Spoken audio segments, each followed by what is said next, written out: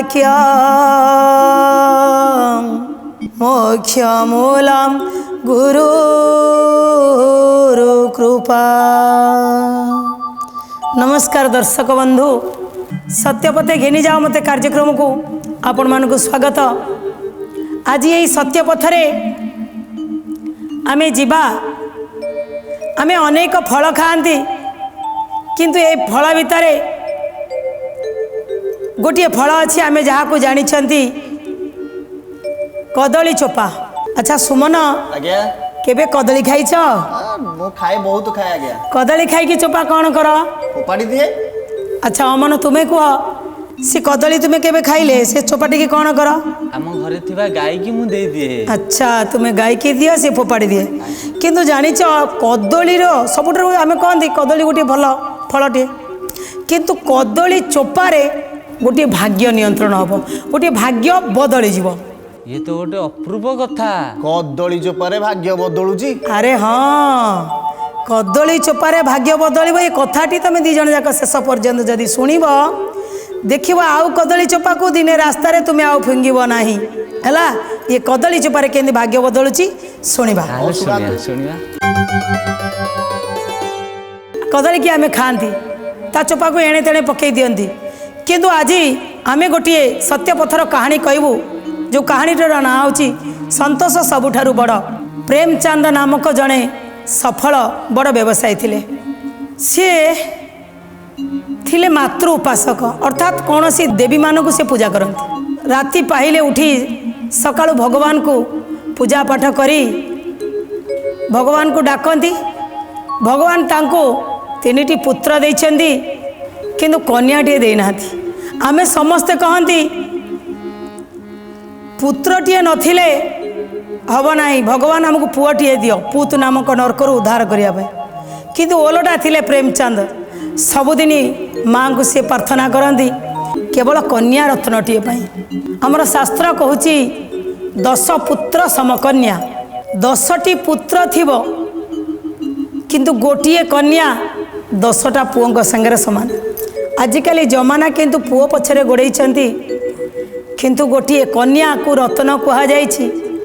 प्रेमचंद से कथा बुझी पारी से भावी कहले दानी हुए लाख और दान भी करते हैं भाई। दानी हुए लाख और दान भी करते हैं, पर कन्या दान जैसा, पर कन्या दान जैसा कोई दान कहाँ होगा, कोई दान कहाँ होगा, कोई दान कहाँ होगा।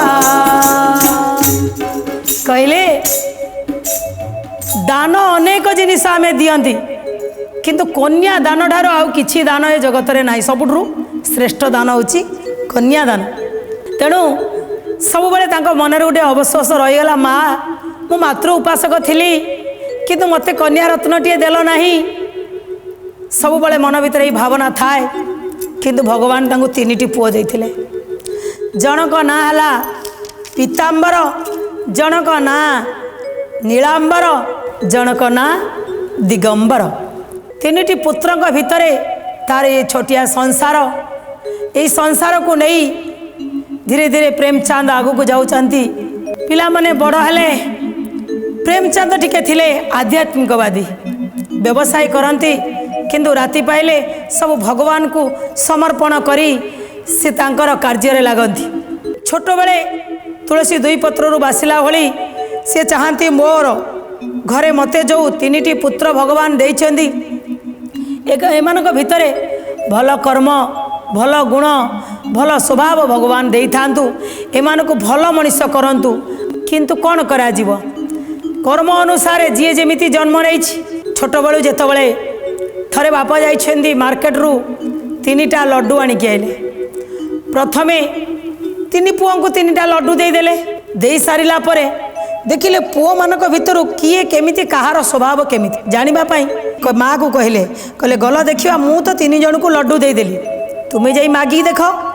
माँ गले आगे बड़ पुओ को मागिले, बाबू ये लड्डूटा मत दब कि?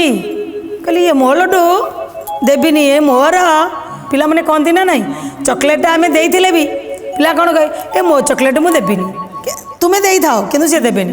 ମଝିଆ ପୁଅକୁ ଯେତେବେଳେ ଦିଅନ୍ତି ମଝିଆ ପୁଅ ବି ଭାବେ ମା ହାତକୁ ଦେଇଦିଏ କିନ୍ତୁ ପୁଣି ନେଇ ଆସେ ନା ନା ନା ନା ଏଇଟା ମୋର। ମା କ'ଣ ସତରେ ନେଇଯିବ? ସାନ ପୁଅଟି କିନ୍ତୁ ମା ଯେତେବେଳେ ହାତ ବଢ଼ାଏ ସାନ ପୁଅଟି ନେଇ ମାଆକୁ ଦେଇଦିଏ ମା ତୁ ଖାଇଦେ ମା ପୁଣି ତାକୁ ଫେରିଦିଏ ନା। ଏଇଠୁ ପ୍ରେମଚାନ୍ଦ ବସିକିରି ଦେଖୁଛନ୍ତି ଛୋଟବେଳୁ କହୁଛି ତିନି ପୁଅଙ୍କ ଭିତରୁ ଲାଗୁଛି ବଡ଼ଟା ଟିକେ କଞ୍ଜୁସ୍ କାହାକୁ କୌଣସି ଜିନିଷ ଦେବ ନାହିଁ ମଝିଆଟା ଟିକେ ଯଥା କଥା କି ଅଛି ସାନଟି ଟିକେ ଉଦାରିଆ ହେବ ଭାବନା ଛୋଟବେଳଠାରୁ ସେ ଦେଖିଥାନ୍ତି।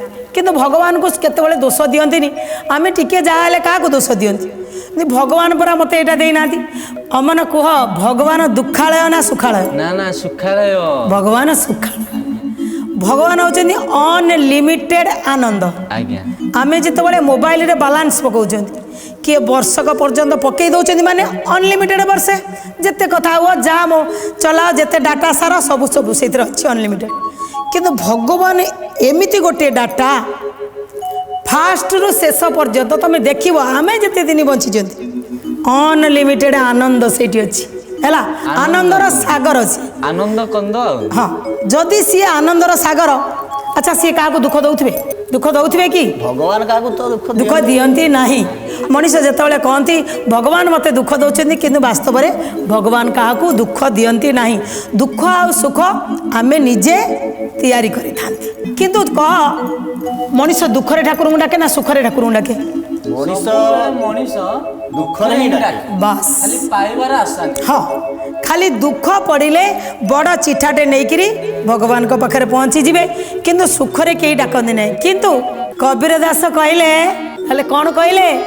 ଦୁଃଖ ମେ ସୁମିରନ ସବୁ କରେ ସୁଖ ମେ କରେ ନା କୋ ଦୁଃଖ ମେ ସୁମିରନ ସବୁ करे सुख में करे ना को जो सुख में सुमिरन करे तो दुख काहे हो रे बंधु तो दुख काहे हो। कबीर दास बुझेइचंदी दुखरे जदि आमे भगवान को डाकुचंदी किंतु ताठारु बड़ी जितेबाला सुख आसो आम जब भगवान को डाकिबा ताले दुख हुए तो जीवन में आसो ना। धीरे धीरे पिला माने भी बड़ होती पुओ तीन जन को बाहागर कर तीन बोहू आनिले।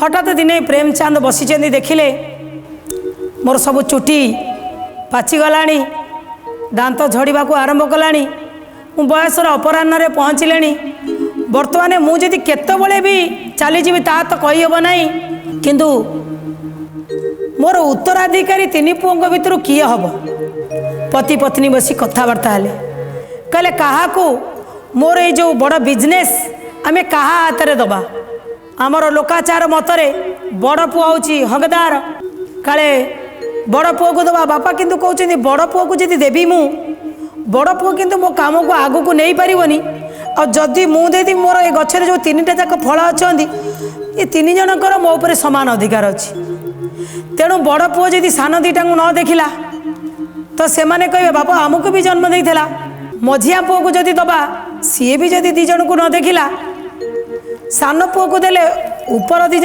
खराब भावे कहे आम बड़ बड़ अच्छु तो माँ कहीं बापा कहीं सान भाई की देले एमती से माने कहले आमे गोटे जमी आमे कौन करती गोटे लटरी करती ना नहीं मेंचे लोक को गोटे जिनस देती लटरी पकेबा उठा जार लटरी बाजिला सी नब बापा माँ चिंता कले आज छुआ तीन जन भितर लटरी करवा ये मुझी कदली चोपारे भाग्य खोल ये भाग्य आसला निर्धारण पे बापा चिंता करुँचेतु बापा भितर आध्यात्मिक रास्तार जाता भगवान को डाकी सब काम करती से चिंता कले कौनटा कले ये पिला मानक मो परीक्षा करें से माँ को कहले कदली आना माँ कदली आनिला बापा माँ बसी पिला माने भी बड़ है डाकिले पाखक कहले बाबू एबे आमे तीर्थ बुलिया पाई जीवु किंतु एबे तुम्हें दायित्व सब संभाळिबा कथा ना नहीं आज पर्यंत बापा माँ संभालुचंदी बड़ हलणी तो तुम निज दायित्व निजे तुलाओ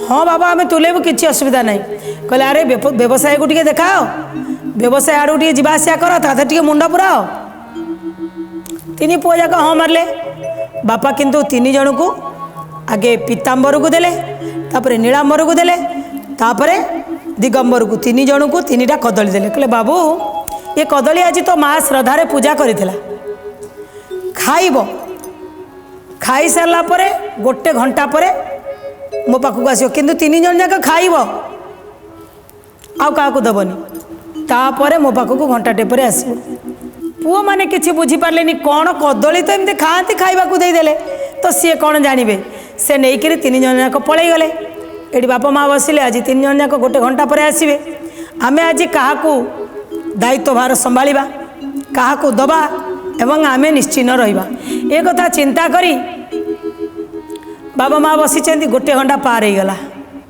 3 भाई जाक आसिले बापा आगे बड़ पुओ को पचारे पीताम्बर को कहले बाबुलू कदली खाइल कहले हाँ कहले चोपा चोपा कौन करता फिंगिदेली चोपाटा कौन करता जमी ये कहला कौन कहली चोपा ना फिंगिदेली से बड़ पुओ कहला फिंगिदेली कौन करता अच्छा मझिया पुओ को पचारे नीलाम्बर को कहले बाबुलू तुम्हें खाइल कहले हाँ ना चोपा कहले डस्टबिन में पकईदे चोपाटा कौन दरकार था ना चोपा खाई था कहले ना जे डस्टबिन पकईदेल ना हाँ सान पुओ को पचारे बाबा तुम्हें खाइल कदली ना हाँ बाबा खाइली देख उत्तर से कहते हाँ बाबा खाइली ना चोपाटी कौन कल बाबा गुआले बंधा होता गाई मु गाई की नहीं करी चोपाटी की खुआईदेली बापा पचारे गाई की गाई नहीं चोपा खुआल तापर बड़ भाई कौच ओह गाई की नहीं चोपा दौला कहला अरे भाई आम तो केतबले जाकर मार्केट रो कौटू कदली गोटे खाई दौचु गाई कौन जीवन में कौटी कदली गोटे किणिक खाईपर गाई की कहीं नहीं करी किले किले कदली नहीं दे पारुचंदी ना गोटे कदली फेणाई नहीं दे पारुचंदी गाई कौन खाए ना कदली चोपा खाए कहले जो गाई क्षीर देकर समस्त को पोषे से गाई तो पुणी किसी खाइबा दरकार से कदली चोपाटी मो हाथ में पड़ा मो हाथ में जी अच्छी मुझे मंगल कम लगेदेली ये बापा माँ बसी 3 भाई बसी बापा पचारुंट तुम्हें 3 जन भितर मु किछि कहबी नहीं तुम्हें 3 जने कह तुम भितर क्या दायित्व देले तुम भितर समझदारी किए कह बड़ भाई टी तल को मुँह बोथिले कौन कहे मझिया भाई भी चुप किछि भी कहना सान भाई तंकर सेमिति ठिया जहाँ बापा माँ कहे कहे एठी बापा माँ निर्णय कले बड़ भाई की आगे पचारे कह तुम 3 जन भितर किए सबुठू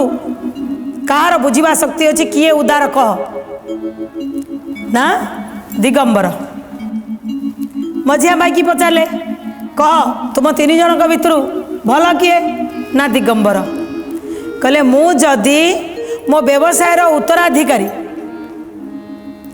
दिगंबर को देवी तुमर सेठी किछि ऑब्जेक्शन अच्छी कि जहाँ मनर भाव पवित्र अच्छी जहाँ भितर सरलता अच्छी जी संपत्ति पाइले भी ता प्रति आसक्ति न थाए आउ कौन फल मिलिबो न मिलिबो ता भितर जार लोभ नाही से सिना एका योग्य पुत्र तेणु आम 2 जन को मन कहूची ये तुम 3 भाई भितर दिगंबर टिके स्वच्छ मन तार सरल हृदय से पुणी कहते स्वच्छ मन जे समभाव चित्त संयम शांत भाव गोविंद गोविंद गोविंद पदु गलुची मकरंद बापा एति चिंता करी 3 जन भितर सान पुओ को समस्त जदि दायित्व दि जाए ताले ये निश्चित किछि काम करिया पूर्व साधारणतः कथा आमर लोकाचार अच्छी बड़ थिले पचारी सान थिले उच्चारी बड़ थिले कौन पचारे ना घर में जदि कई बड़ था आम जिते भी गोटे काम कले तांको टिके पचारी देले सी भावती कौन ନା ମୋତେ ପଚାରିକିରି କାମଟିଏ କରୁଛି।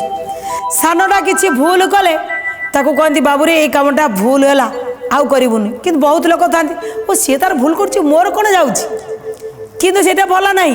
ଆରେ ତୁମ ଆଖି ଆଗରେ କଲେ ଅନ୍ୟାୟ କରିବା ଅପେକ୍ଷା ଅନ୍ୟାୟ ସହୁଥିବା ଲୋକଟି ବଡ଼ ଅନ୍ୟାୟ ହେଲା। ତେଣୁ ସେଇଥିପାଇଁ କହିଲେ ଯେହେତୁ ମୁଁ ସାନ ପୁଅକୁ ଦାୟିତ୍ୱ ଦେବି। ଦେଖ ଏଇଠି କେମିତି ଭାବ ରହିଛି।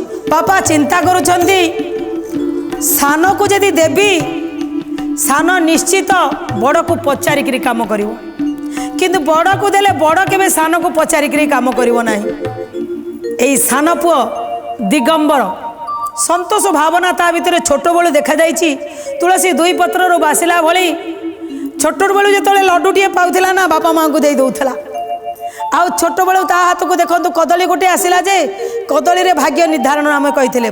କଦଳୀ ଦ୍ୱାରା ଭାଗ୍ୟର ପରିବର୍ତ୍ତନ ହେବ, କଦଳୀ ଦ୍ୱାରା ବ୍ୟବସାୟର ଆରମ୍ଭ ହେବ, କଦଳୀ ଦ୍ୱାରା ତାଙ୍କୁ ରାଜପାଟ ସବୁ ମିଳିବ। ଏଇ କଦଳୀ ଚୋପା, ଏ ଚୋପାର କେତେ ମୂଲ୍ୟ ଦେଖ ହେଲା।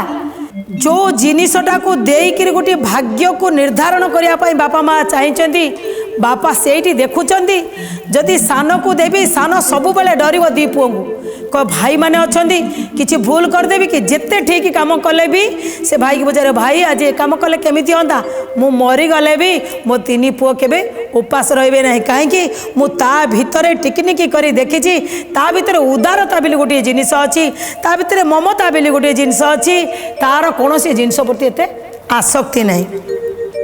ଏଇଠି ଭାଗବତ କହୁଛି ମନ ପ୍ରସନ୍ନ ବାବୁ ଥାଏ ସର୍ବଦା ଶାନ୍ତ ଭାବେ ରହେ। ଗୋବିନ୍ଦ ଗୋବିନ୍ଦ ଗୋବିନ୍ଦ ପଦୁ ଗଳୁଛି ମକରନ୍ଦ।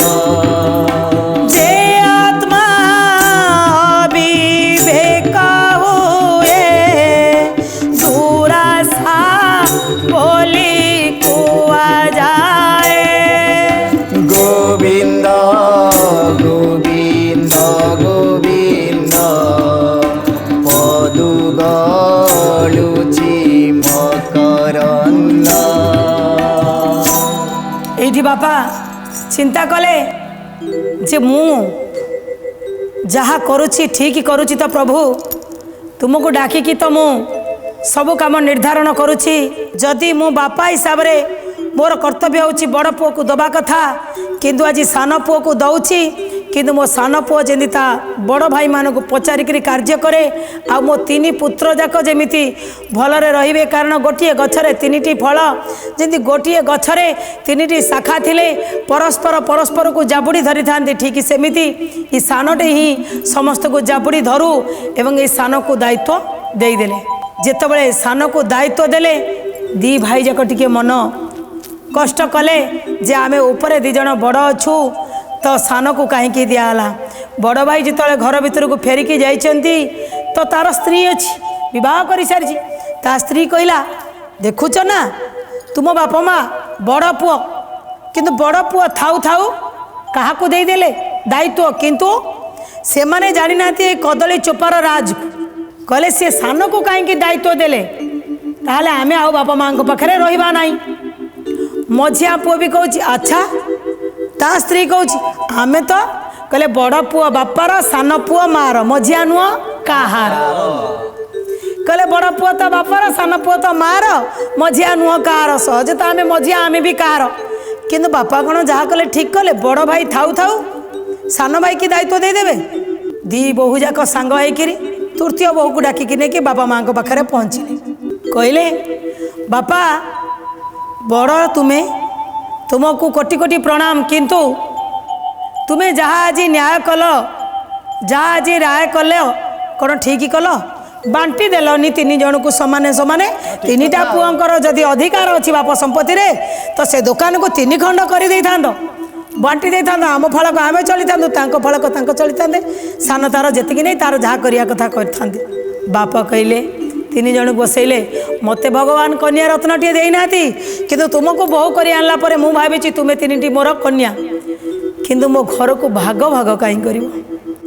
ଯଦି ଭାଗ କରିବ ଭାଗି ଦିଅ, बापा कौटू केते कहार बापा बड़ पुअर कौटू मझिया पुअर कौटू सान पुअर कौटू जदि बापा को भाग करि पारिबो ताहाले तो मो दुकान को मो भाग करिक समस्त को मो व्यवसाय खंडे खंडे दे दे। एमाने किछि बुझी पारलेनी कहले माँ शुण कहले कौ राय रे आपण एमिति गोटे निष्पत्ति नेले बापा एठी कहले कहले मु 3टी कदली देइथिली कहले नाई जे पुओ को देइथिली बोली कहले जणे कदली चोपा खाई फिंगी देला से कौन ना मूर्खता ना जड़े खाई डस्टबिन पकेला से कौन हाँ समझदारी था कहले जड़े खाई खोजी खोजी नहीं गोटे गाय की देला ना उदारता ना ये 3टा भितर श्रेष्ठ किए मूर्खता समझदारीता उदारता आ भितर श्रेष्ठ किए उदारता जिते बहु 3 जन कहले उदारता श्रेष्ठ ना जदि जड़े से उदारता को मुख्य दायित्व दिए ताले ता निष्पत्ति ठीक ना भूल ना पूरा 100% ठीक ना माँ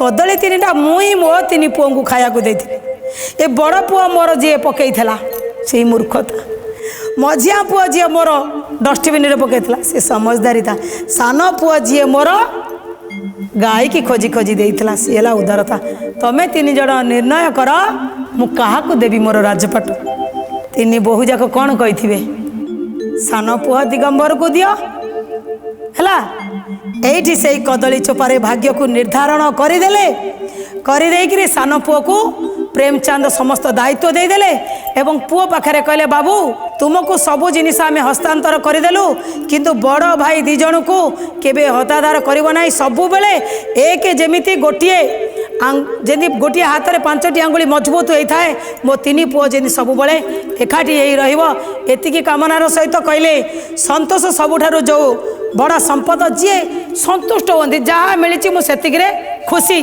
से ही जिनिसटा थिला सान पुओ दिगंबर पाखरे जी कदली चोपारू तांकर भाग्य को निर्धारण करि पारिथिले बा भाग्य को बदलैकरी से प्रेमचंद कर तांको व्यवसाय को आगु को चलेले। आज तो समय इशारा देलानी ए कहानी टिकी आम ये रखा आउ एक नूतन कहानी सहित आगामी अध्याय रे सत्यपथ घेनी जाओ मते कार्यक्रम रे मु पुणी आसबि विदाय नमस्कार जय जगन्नाथ।